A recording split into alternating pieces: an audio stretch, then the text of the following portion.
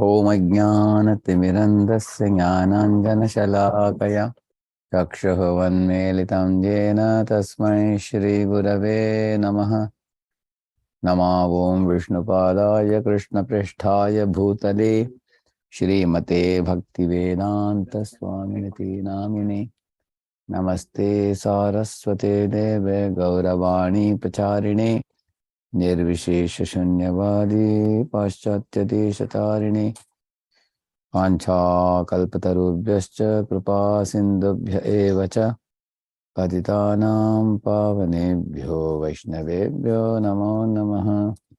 Jaya Shri Krishna Chaitanya Prabhu Nityananda Shri Advaita Gadadara Shri Vasadi Gaura Bhaktavinda. Hare Krishna Krishna Krishna Hare Hare Hare Rama Rama Rama Hare Hare. Thank you all of you devotees for giving me an opportunity to glorify Krishna through this Srimad Bhagavatam and just sharing the verse which you have given me. Yeah. 2:10:34. You all can see me now? See the verse number? Yes, Prabhu. Yeah.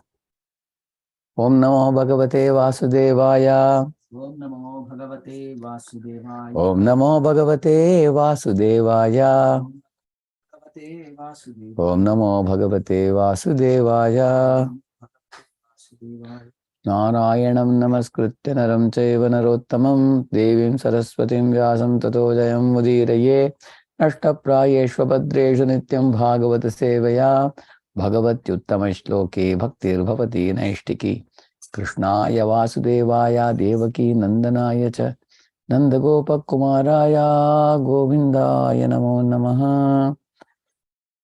Ataparam Sukshmatamam Ataparam Sukshmatamam Avyaktam Nirvisheshanam Anadimadya Nidhanam Nityam Vang Manasah Param Ataparam Sukshmatamam Avyaktam Nirvisheshanam Anadimadya Nidhanam Nityam Vang Manasah Param Ataparam Sukshmatamam Avyaktam Nirvisheshanam Anadimadya Nidhanam Nityam Vang Manasah Param.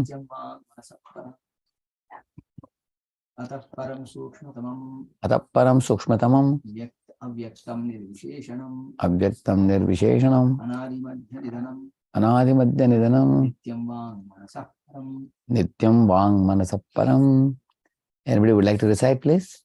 Ataparam Sukshmatamam Ataparam Sukshmatamam Avyaktam Nirvisheshanam Avyaktam Nirvisheshanam Adimadhya Nidanam Anadimadya Nidhanam Nityam Van Manasha Param. Nityam Vang Manasah Param. Any Matajis? Ataparam Sushmatamam Ataparam Sukshmatamam Avyaktam Nirvisheshanam Avyaktam Nirvisheshanam Anadimatya Nidhanam Anadimadya Nidhanam Nityam Van Manasa Param. Nityam Vang Manasah Param. Yeah.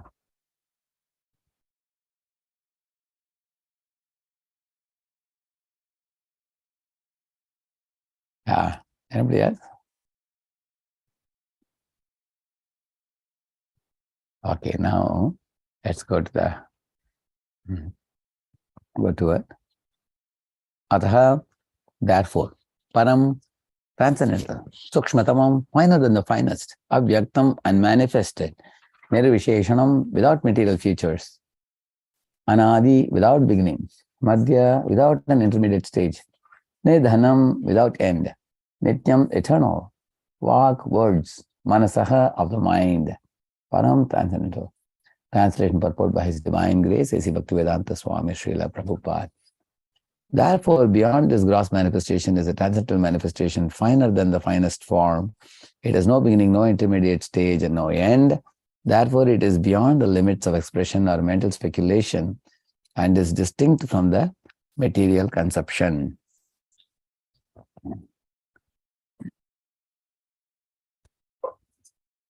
I am coming to Naperville today, sometime during the day, and I am very happy to be with all of you this morning, and I am grateful for the opportunity to speak on Srimad Bhagavatam. So, these couple of verses which we are all discussing today and tomorrow, I wanted to say a little bit about it, and then we will enter into purport line by line. We will read. And this little background that I will speak now will be helpful in appreciating the purport now. In the Srimad Bhagavatam, there are 3 words used in one shloka: Param Jyoti, Sarvabhuta Guhavasam, Bhagavantam Adokshajam. So the absolute truth is understood in 3 phases. First, that's Param Jyoti, the great light. Sarvabhuta Guhavasam, the Lord residing in the heart of every living being as super soul. And Bhagavantam Adhokshajam, which means Bhaga, as soon as we hear the word Bhaga, it means Lord who is full in 6 opulences of Jnana, Bala, Ishwarya, Shakti, Teja, Virya, like that, all beauty, all knowledge, all strength, all fame, all beauty, like that, all the 6 opulences.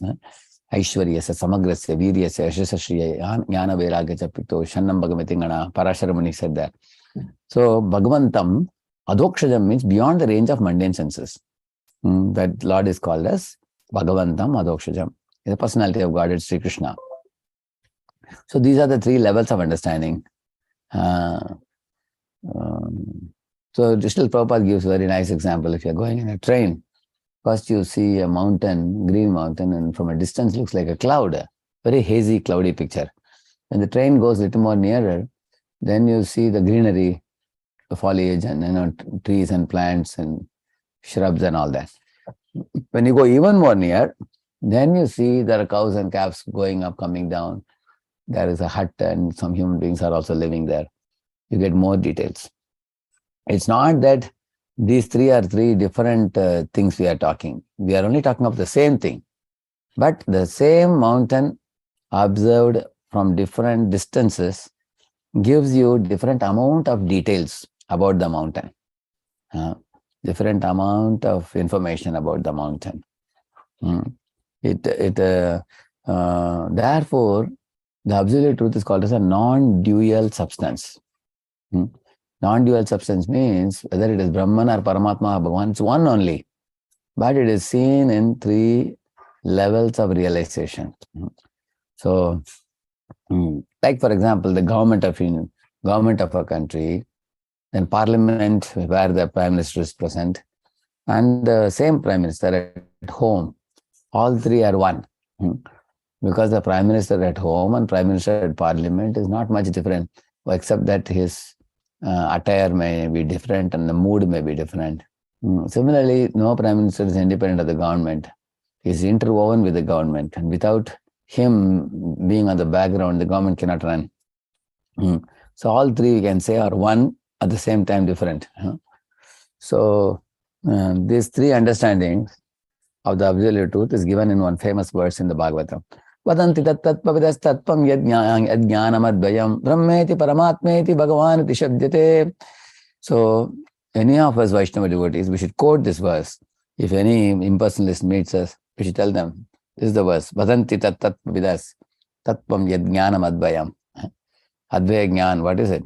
Brahmeti, Paramatmeti, Bhagavaniti, Shabdyate. Brahmeti means the 3rd level of understanding is Brahman, then Paramatma, then Bhagavan. 3 levels of understanding. So now, probably can put the charger, his battery is getting over. So prior to these 3 understandings, you will see in the Bhagavad Gita, there is a verse which says, Jnana yajnena chapyanye yajanto mamupasate ekatvena pritatvena bahuda vishwato mukham. Three things are said. After talking about Mahatma devotees, Krishna says, apart from my own pure devotees, Krishna's pure devotees, he says that there are three categories of people, he says. Jnana yajnena cha api anye. Anye means my main people with whom I reciprocate love are pure devotees, but apart from that, there are other fellows. Anye, he says. That means they are not very important as much as pure devotees are important for him. See, even all of you devotees in your life, you have some priorities. And those priorities are naturally things which you will pay attention and pay your energy, your time, your wholehearted absorption and all that you will do. And then apart from that, you also may do other things which are secondary or tertiary for you, which you may or may not do, and that's not your priority. Or sometimes you may delegate it to someone else. So, in the same manner, Lord is telling that Jnana yajnena cha api anye. Anye word is very important. Yajanto mamupasate. Those guys also worship me only, he says. But how do they worship me? He says, ekatvena, considering themselves to be one with me. That is the lowest understanding of the absolute truth, considering Jiva and God to be one. It's called as Ishvara Jiva Aikya Jnana. That is actually Mayavada, impersonalism.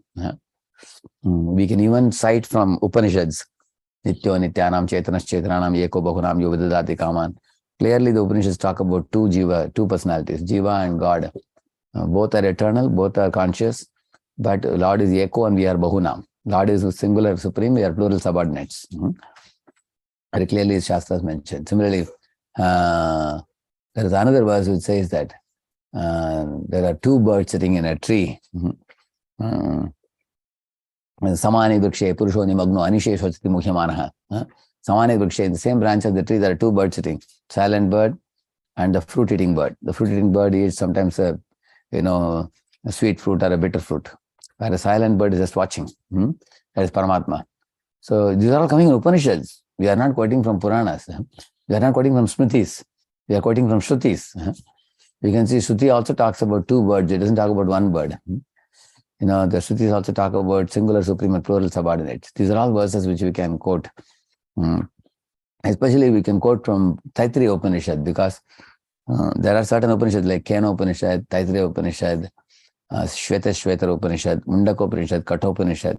These are the Upanishads we should quote whenever anybody argues with us. Because in all these places, very clearly we can show the distinction between God and the soul through many such similar verses like this. Then you may have a question. If that is so, why the jnanis always argue about ekatvena? Ekatvam. That ekatva word is used even in Ishopanishad also. Ekatvam manupashyataha. One should see the oneness. Now in Bible also it is said, I and God are one. Jesus says this. Jesus says, I and God are one. But it doesn't mean that, father and son, you lump them up together and make one big lump of flesh. That is not one. When son says, Father and I are one, we are one in spirit. We are, like for example, father says, I will go to ISKCON and I will chant Hare Krishna. I will become a wonderful devotee. And he asks his son, what do you want to do better? And son also says, yes, you are also most. Son says, I will also follow you. I like to come. I also want to chant. I also want to become a devotee. I like it. Then the whole family goes to the ISKCON temple and they're chanting, dancing, taking prasad, entering service. It's a very joyful family. They are one in spirit. That is the oneness we are talking about. Just like in orchestra, you see musical orchestra, the director is moving his hands and saying, now drums you play, now violin you play, now trumpet you play. So different people are told, and all the people have to play their respective instruments, and we call it as a crescendo. At the end, everybody plays together. It comes out very beautifully. Imagine if one person feels that he's telling violin to play, trumpet to play, not me. I'm sitting with the drums for half an hour. So let me beat the drum. Dum, dum, dum, I start beating, the music will be spoiled. We should only do when the master tells us. Similarly, if everybody aligns with Krishna, it's a very happy family. And when jivas don't align with Krishna and become independently enacted activities if they are doing, then that is not oneness. So the oneness is like, for example, there is a nation, there's a prime minister of the nation, and then he wants all the citizens to align themselves with in one direction. He gives a vision and mission for the nation. That is also oneness in a nation. Similarly, oneness in a team. Or boating, for example. Imagine if there are 10 boatmen sitting for a boat race, they are doing 10 men are sitting in one boat. Imagine the first 5 are boating like this, and behind 5 are boating like this, the opposite side. Then the boat will never go ahead. The boat will be stuck in between. If all of them move the boat in the same manner, they have oneness in purpose. They are all, then that's going to be a winning team. So that is the kind of oneness. If a parrot enters a tree, the parrot experiences oneness with the tree because parrot is green, tree is green, everything looks green. But the parrot still has its identity, separate from the tree. Parrot is entering the tree not to be merged in the tree and lose its identity, but the parrot is entering the tree to enjoy the fruits of the tree. Similarly, we enter into the absolute truth, Vishate Tadanantaram. Bhagavad Gita says, why? To enjoy the loving reciprocation and enjoy that rasa exchange with Krishna. Raso vai saha rasam hi evayam lavdva anandi bhavati. This is Taittiriya Upanishad. Taittiriya Upanishad says, rasam hi evayam, having obtained the rasa from the Lord, anandi bhavati. Who becomes anandi? The jiva. So, and same Taittiriya Upanishad explains about the 5 levels, Annamaya, Pranamaya, Manomaya, Vijnanamaya, Anandamaya. The Vijnanamaya, we only know about ourselves. I am not the body, I am the spirit soul. Whereas in Anandamaya, I am spirit soul, but the Lord is a supreme soul. And the loving affection between the soul and supreme soul is actually the main subject matter of all the Vedic literature. So, without awakening that love, imagining oneself to be God is foolishness, and that is actually Ekatvena, Prithaktvena, Bahuda, Pushutamukam. So the lowest category is Ekatvena. Then Prithaktvena, Bahuda means the second category of people say that as God is ultimately one impersonal entity, and then he manifests himself through multiple demigods. You can worship Shiva or Ganesha or Indra, Chandra, Kartikeya, or Krishna, Vishnu. Anybody you can worship. Like that, some Hindus say like that. That is Prithaktvena, Bahuda. And therefore, these people do Panchopasana, beginning with, they're called Shaurya, worshipping Surya, Shakta, worshipping Shakti, Durga, Shaivas, worshipping Shiva, Ganapatyas, worshipping Ganesha, and finally, Vaishnava, worshipping Vishnu. That Vaishnava and our Vaishnava is not same. There, they consider all the 5 deities are just temporary manifestations of one supreme impersonal entity, Brahman, for the sake of getting concentration or focus. So that is a very offensive approach to imitation Bhakti Yoga. It is not real Bhakti Yoga. I remember when I was a small boy, in my home, my father brought Ganesha for Ganesha Chaturthi. So I also decorated Ganesha with nice flowers from the garden. I used to have a garden of Jandu flowers. I brought it and I decorated very nicely. And we offered modakam, nice laddu type of thing. And within a week, when we are offering all these things, naturally you develop respect for Ganesha. You bow down to him and all that. Ganesha, Charanam, Charanam, Ganesha. We used to sing and all that. And after 1 week, they said, now we are going to do Visarjan. We are going to put Ganesha into the water. And I was wondering, I asked, why? We are worshipping him. Why don't you continue worshipping him? They said, no, this is what we have been taught. We have to dubuk, throw it into the water. So I cried, such a beautiful Lord. Why do you put him in the water like this? So now this is not only with Ganesh. Same thing they do with Durga also. During that, Durga Puja, 10 days.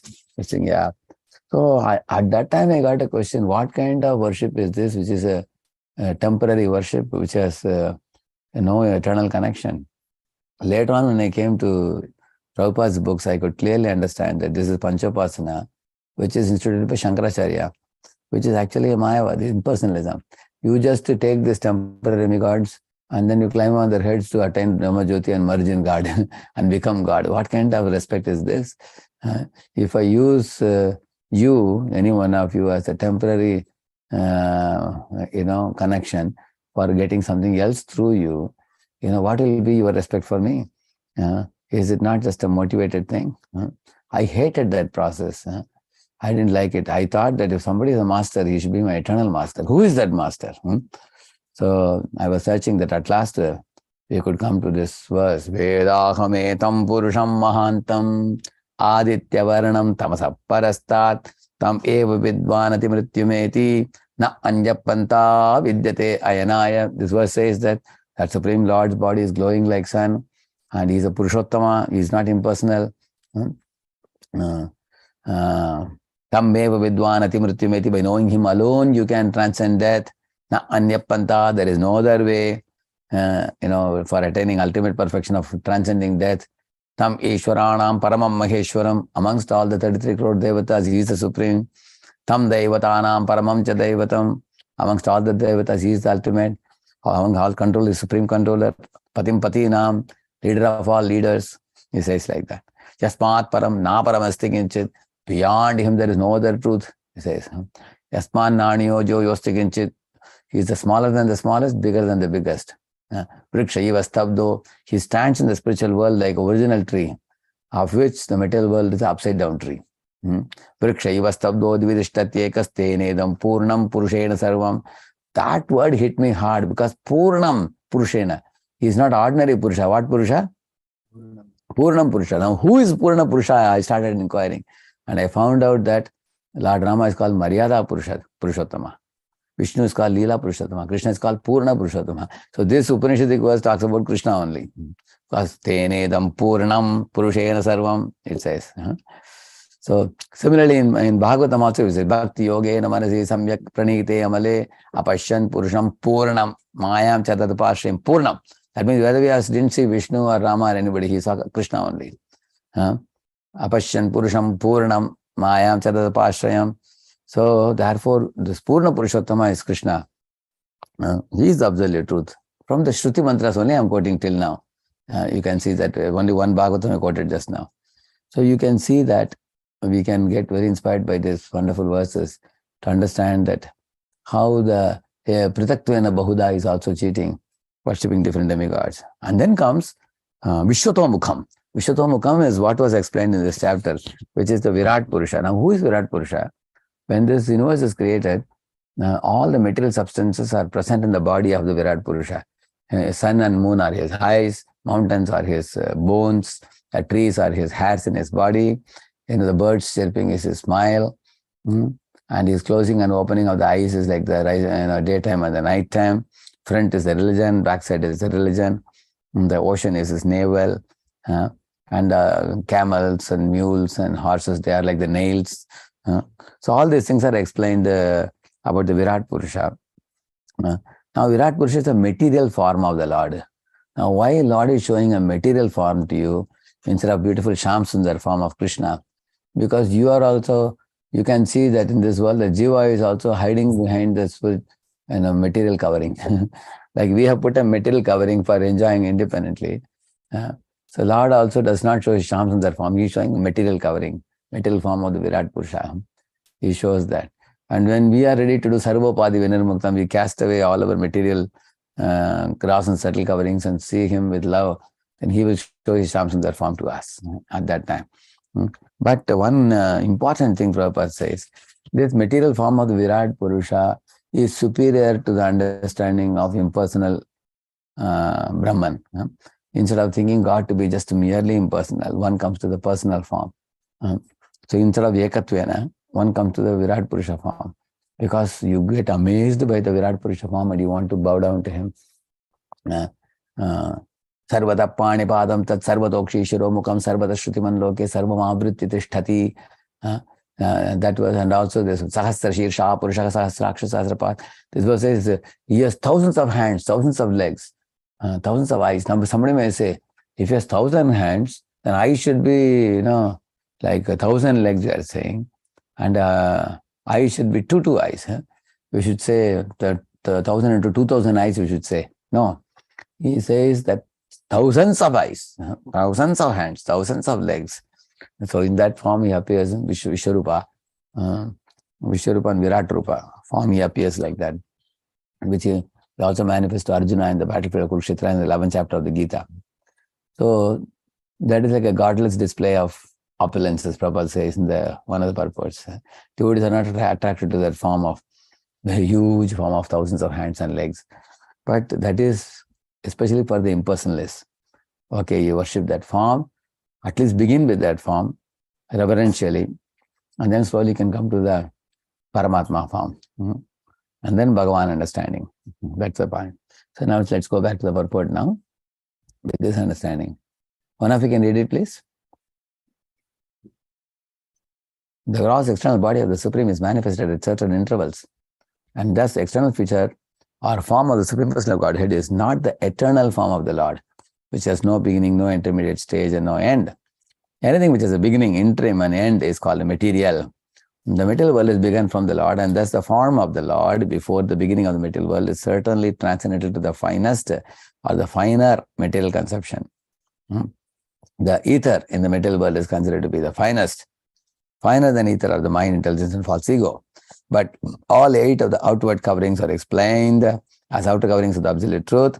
The absolute truth is therefore beyond expression and speculation of the material conception. He is certainly transcendental to all material conceptions. This is called nirvisheshanam. One should not, however, misunderstand nirvisheshanam as being without any transcendental qualities. Visheshanam means qualities. Therefore, nir added to it means he has no material qualities or variegatedness. This nullifying expression is described in 4 transcendental qualifications, namely unmanifested, transcendental, eternal, and beyond the conception of mind or word. Beyond the limits of the word means negation of the material conception.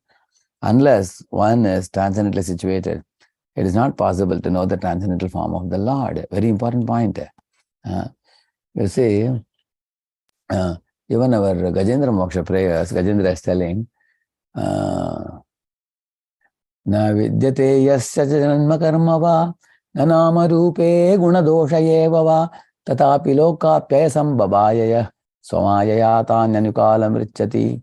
He is saying that, Na vidyate yasya janma karma va. Lord has no janma, no karma. He is saying, oh, Lord has no janma, no karma. But then he is saying, Na nama rupe guna dosha eva va.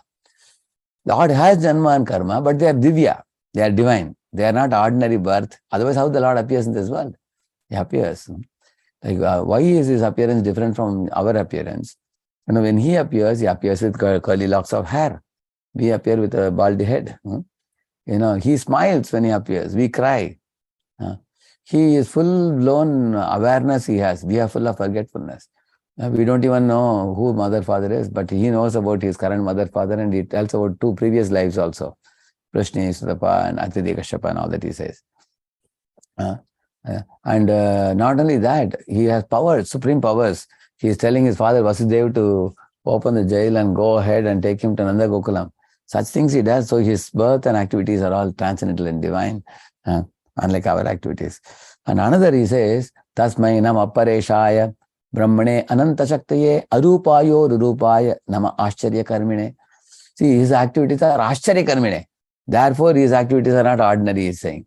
Ascharya karmine means wonderful activities, which are unimitatable by anybody. He can jump along with Balram from the top of Purusha mountain 90 miles high.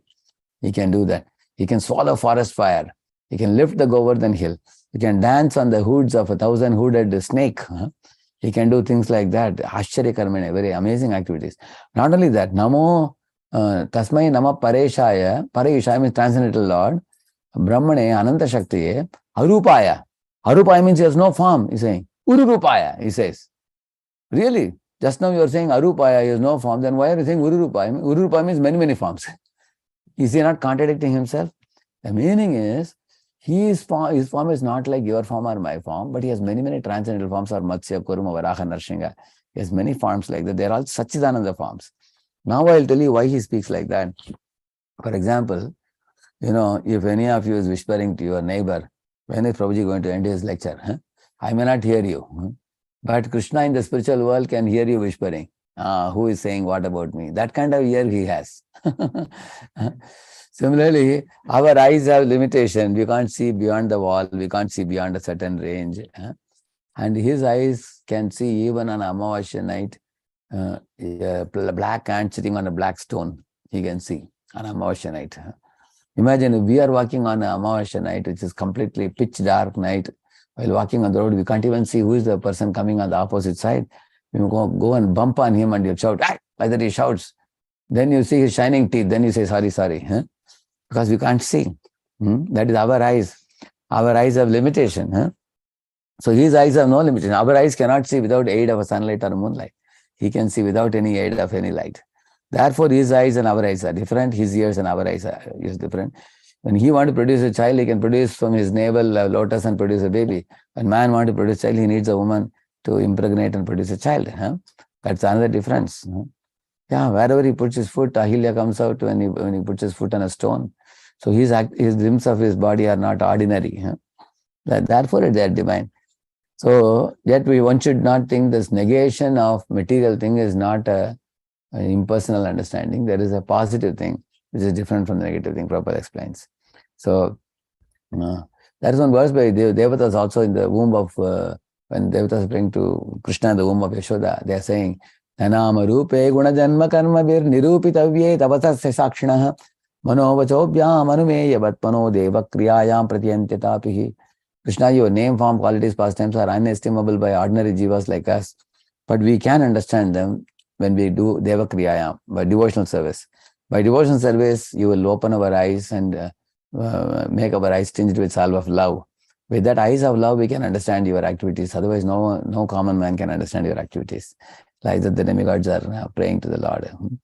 So in this way, that's a verse. Now let's take some discussions. Anybody?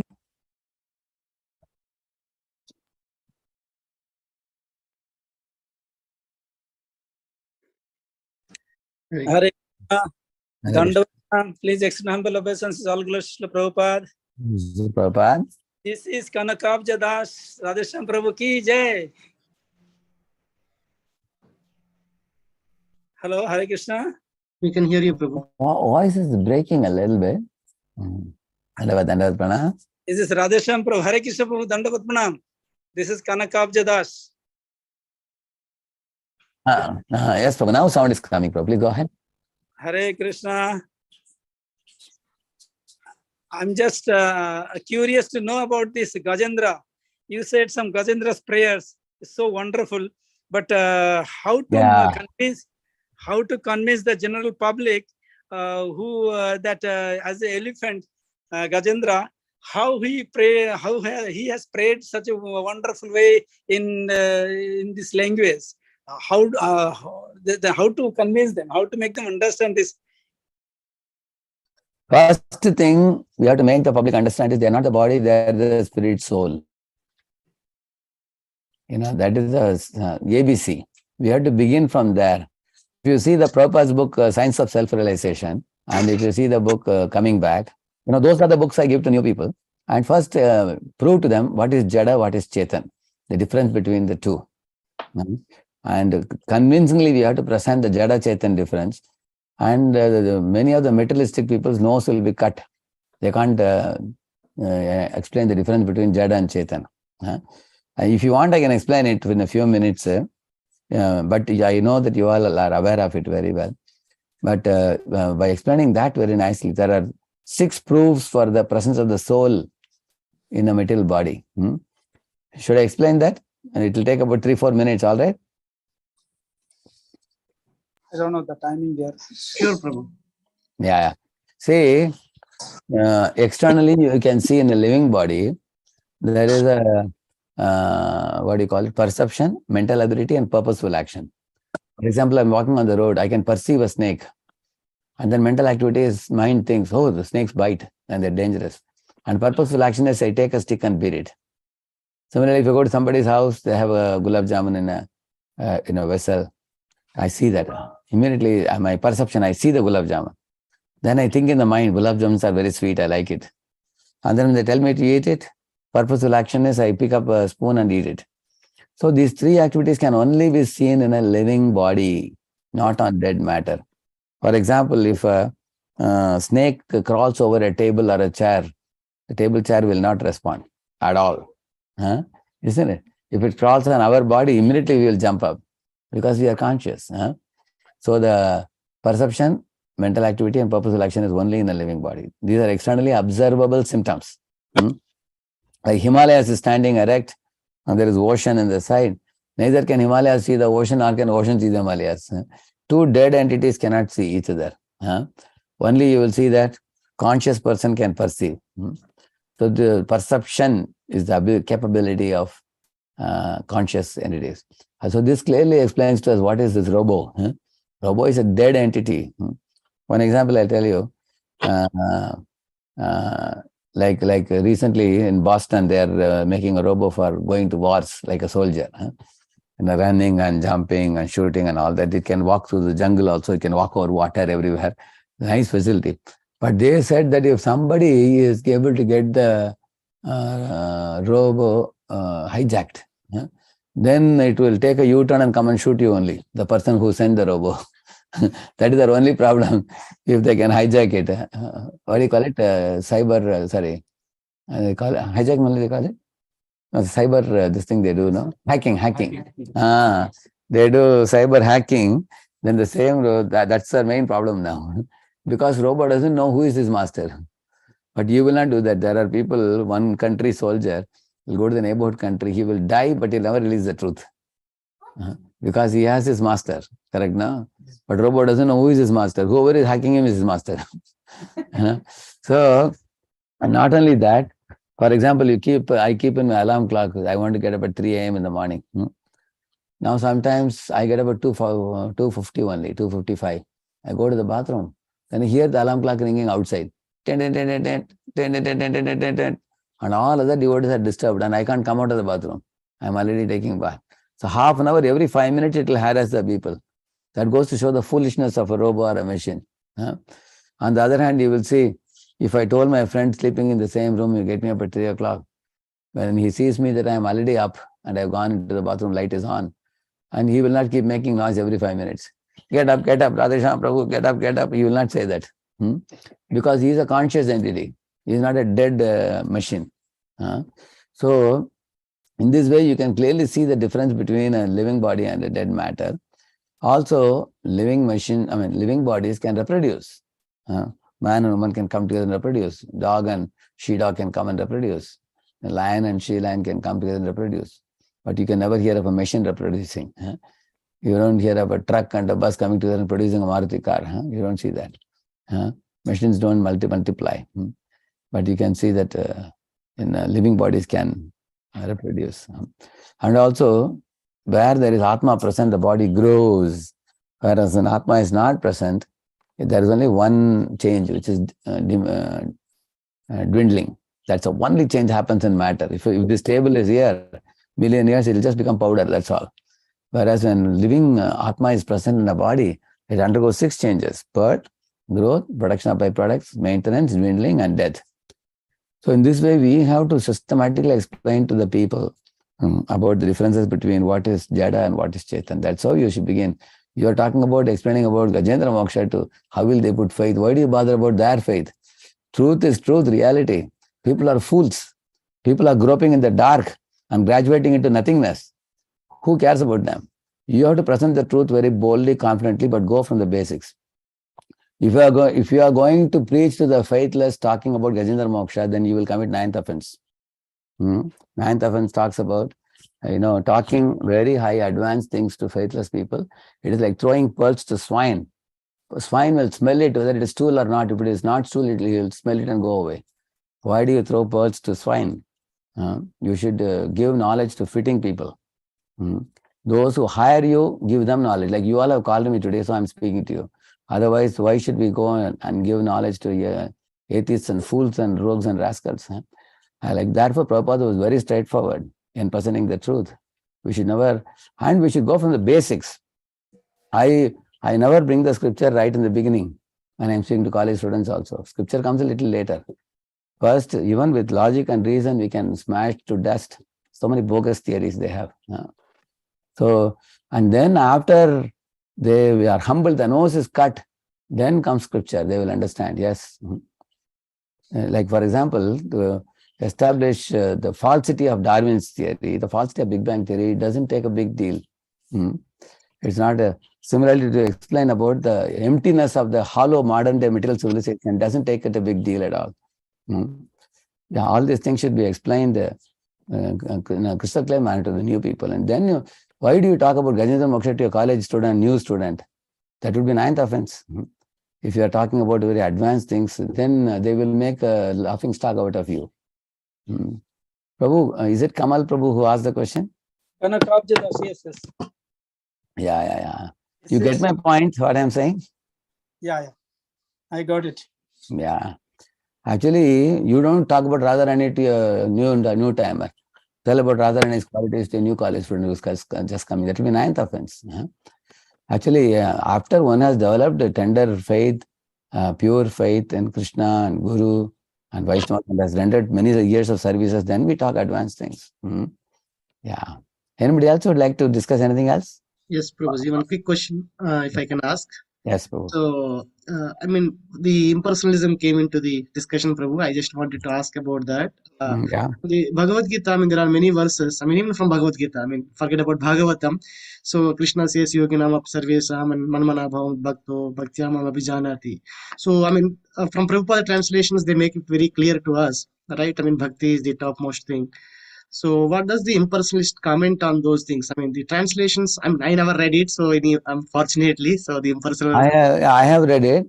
Yeah, When I was in my school days, I got one economic edition of Bhagavad Gita from Mayavadi. Like, for example, 7.24 says, Avyaktam Vyaktim Apannam Manyate Mama Buddhaya.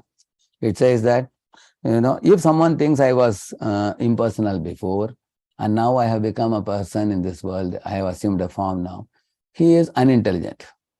Neither it says. Correct, no? So, what the Mayavadis do, they translate the verse, and then they don't give any purport. They just give it and they go away. So people who read, many times they skip such verses. They don't read.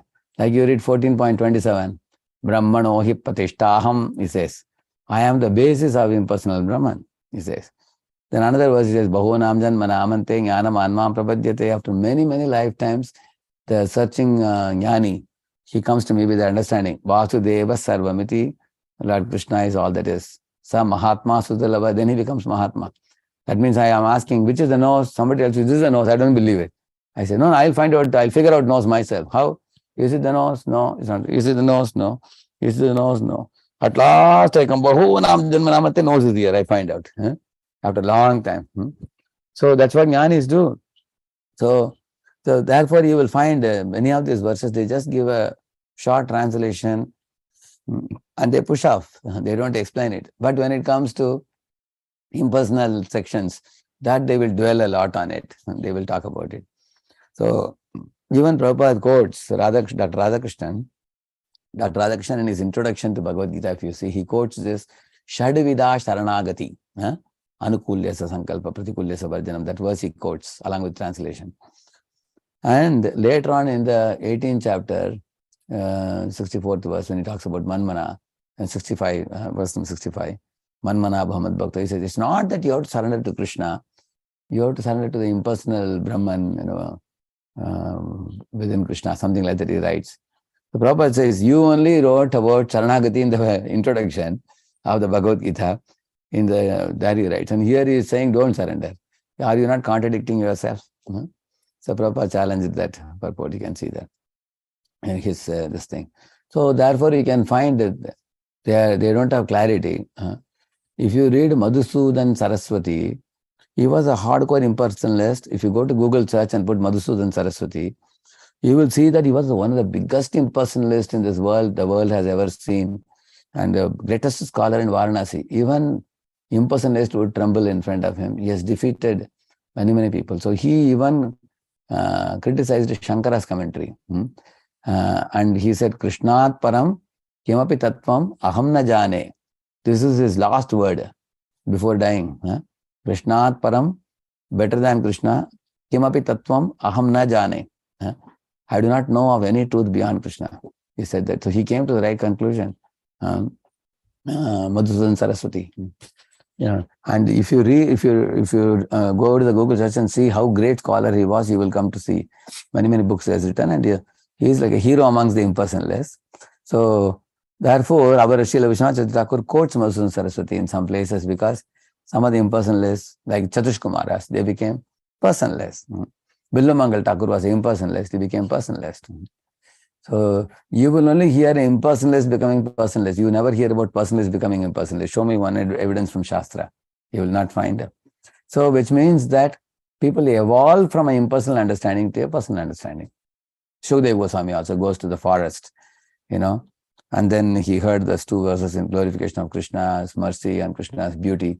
He came back and, he was a Brahman realized Jnani before. Then he becomes a realized Bhakta. So Shukadeva Goswami, Billamangal Thakur, Chatush Kumaras, like this multiple examples we hear. Then based on all these things, we can arrive at the conclusion that impersonal understanding is one level of understanding, zero understanding.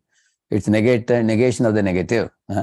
But Bhakti understanding is the understanding and realization of the positive. That you can understand. All right, Prabhu? Thank you so much.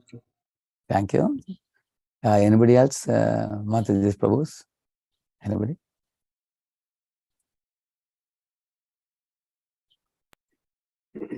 I think this theme will continue tomorrow in the Bhagavatam also. I think the next verse, it's talking Can I ask about. one more question, Prabhu?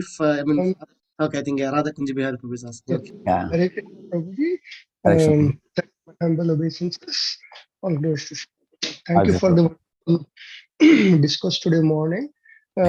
Regarding this particular discussion you were having with Lakshmikant Prabhu. Yes. Now, if the impersonalists say you don't have to surrender to Krishna, but you definitely have to surrender to the absolute truth.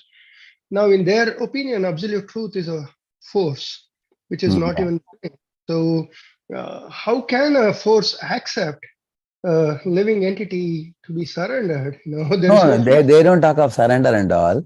How in the impersonal path there are three stages: Pratibhashika, Vyavaharika, Paramarthika.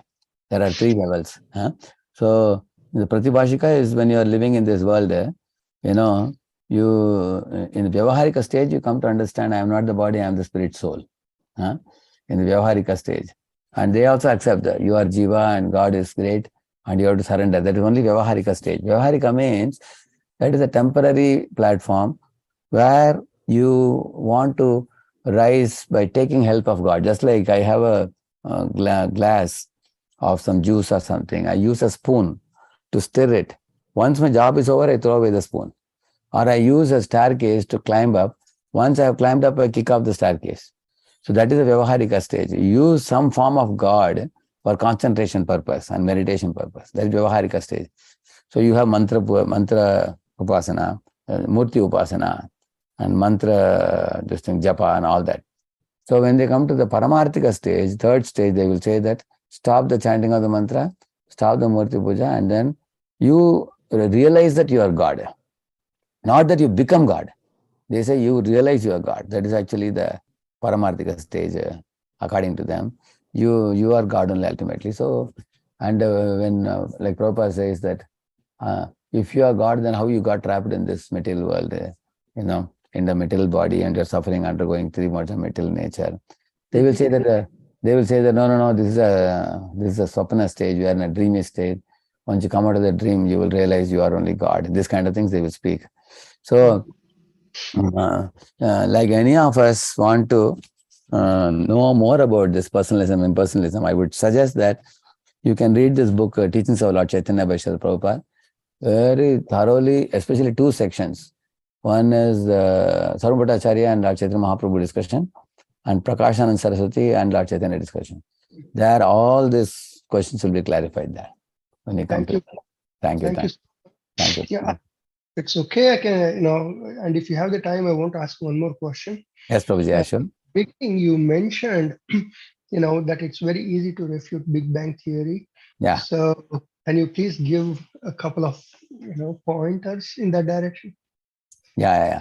Actually, when we talk about the origin of universe and origin of life, These two are the questions which are unanswerable by science. You all may be knowing that Stephen Hawking was a die-hard atheist. In 2001, Stephen Hawking made a statement that very soon I am going to release a differential equation which can be worn by students in their t-shirts. And this one differential equation and can explain all the functioning of the whole universe, including the origin of the universe. It's called as a gut theory, grand unified theory. So time passed, the people are asking him in 2004, 2007, 2008, he said, I'm still researching. Now 2018, he said that in my research of the universe, I understood that we will never be able to arrive at such an equation. And the good news for scientists is your research will never end. He said, just keep on going on researching more and more, and you will never be able to arrive at such a thing. And the same year he died also, 2018 now, recently. So this is what Prabhupada calls as a penniless beggar giving you a post-dated check for $10 billion. And he is a first-class beggar because he promised and he failed. And he is well known. Any atheist you meet, you can cut their nose with this. Because these guys only give promise, they don't fulfill the promise. And he has been promising, and the whole world put faith in him, this big atheist, and then he is gone now. Now, if you ask about where does the universe bring from, according to the Srimad Bhagavatam, it says, Janmadhyasya yataha. Everything emanates from one personality who is truth. Now, for example, there are a dozen ways you can establish the presence of one supreme God, who is not just a point from which everything has come. For example, your father is conscious. His father. If you go up, you all might have seen your grandfather. Have you seen grandfather's father? You might not have seen. But you know for sure that he must be a conscious person. He is not a stone chunk. And then if you go above also, 1, 2, 3, 4, 10, 20, 30, 40 generations. Think about it deeply. It's called cosmological approach. So as you go higher and higher and higher, the source of all your fathers in your line, should it be a stone chunk or a conscious entity? Now you tell me, Ravi Prabhu, yeah? Should be a stone chunk or a conscious entity? A conscious entity, Prabhuji. Conscious entity, yeah. If somebody says stone chunk, you should tell him that science means it should be repeatable and observable. Now you repeat and show. Take one stone and produce a grandfather from that. And then show me, then I'll believe you. Scientists cannot do that. They cannot produce one mosquito on their own in the laboratories from a stone. Even cloning has to be done from a living body. Life always comes from life only. There is not one evidence of life coming from matter.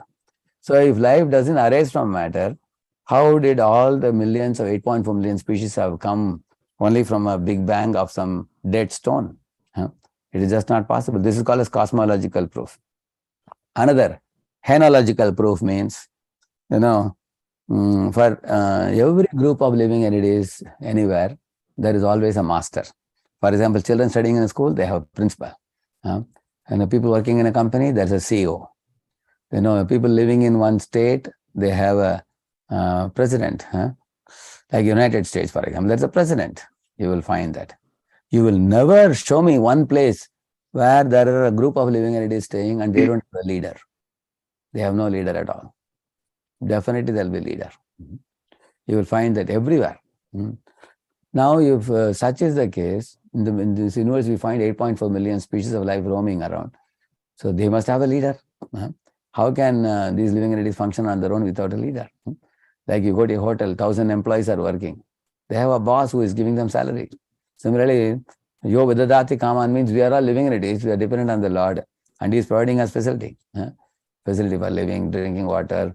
The sun shines, the cloud showers, the crops grow, the grains fructify, the fruits ripen, the seasons change. So these are all happening around us. Neither are we doing them, nor can we live without them. You will see that. So this is the henological approach, means for a plural subordinate, there has to be a singular supreme at the top. This is the second one. Another one is called a symbiotic proof. What is symbiotic proof? You will see that wherever there is symbiosis, mutual dependence, there has to be somebody above. Say you go to a hotel, you pay money to the hotel, and the hotel waiters give you food. So your money becomes salary for the waiters, and the food that the waiters give you becomes satisfactory to you. But for you both to have mutual dependence, you both are dependent on the owner of the hotel, who starts the hotel. You will see that. Similarly, take a school. The children receive education. Children are dependent on the school for education. Now, if you see, parents now, they pay fee to the school, and the school gives education to the children. It's a symbiotic thing. But above both, there is a principal and owner of the school, you'll find. And so the mutual dependence, the mutual dependence is made possible by absolute dependence on another great personality above, you'll find.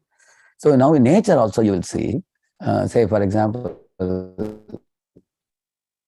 the crocodile or the lion eats flesh piece and it sticks on the teeth.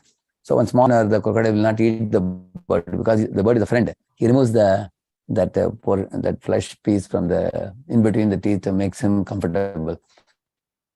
And then that becomes a food for that small creature. Which means they are symbiotically dependent. You might have seen in villages on the bulls or the buffalo's back, there's a bird sitting, and the buffalo or the bull is also happy, relieved of the pain. The ticks.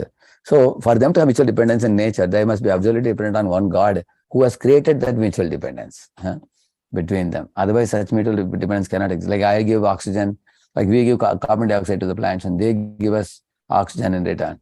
So that's a mutual dependence. But for the mutual dependence, somebody has instituted the dependence, and there has to be one supreme. So this is called a symbiotic proof.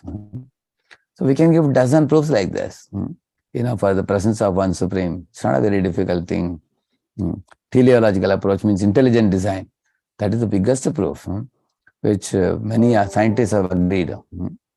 There is an intelligent design means, for example, here is a watch.